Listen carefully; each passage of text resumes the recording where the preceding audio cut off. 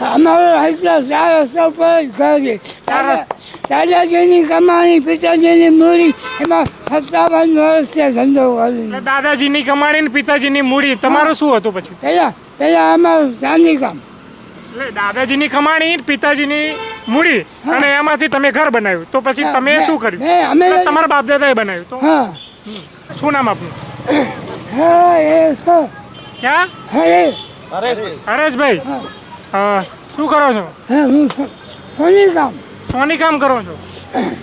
પહેલાંના જમાનામાં ઇન્દિરા ગાંધી હતા, એને રાતે જોવા અને રાતા ઘઉં બંધ કરાવ્યા. માણસને મહેનત કરવાનું બહુ કહેતા ઇન્દિરા ગાંધી. અને મોદી સાહેબ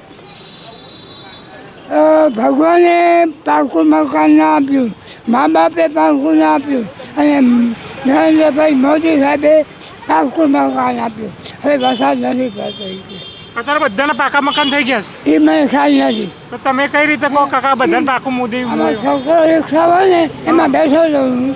એ બંજારા કહેતી હતી કે રસ્તામાં જૂના કપડાં વેચે ને, એ કહેતી હતી કે ભગવાને પાકું મકાન ના આપ્યું, મા બાપે ના આપ્યું, અને નરેન્દ્રભાઈ સાહેબ પાકા મકાનમાં રાખી દીધું. અચ્છા, તો તમને પાકું મકાન મળ્યું? અમારો એટલા 4 રસ્તા ઉપર જ ઘર છે. દાદાજીની કમાણી, પિતાજીની મૂડી, એમાં 57 વર્ષ છે ધંધો કરીને. દાદાજીની કમાણી ને પિતાજીની મૂડી, તમારું શું હતું પછી?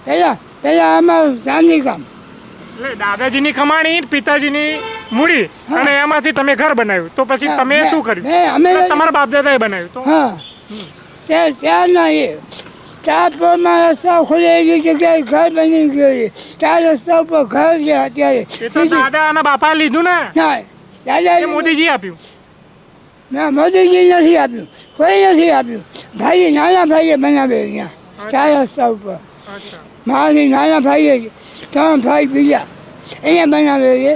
ભગવાનની જોરદાર કૃપા છે. 57 વર્ષ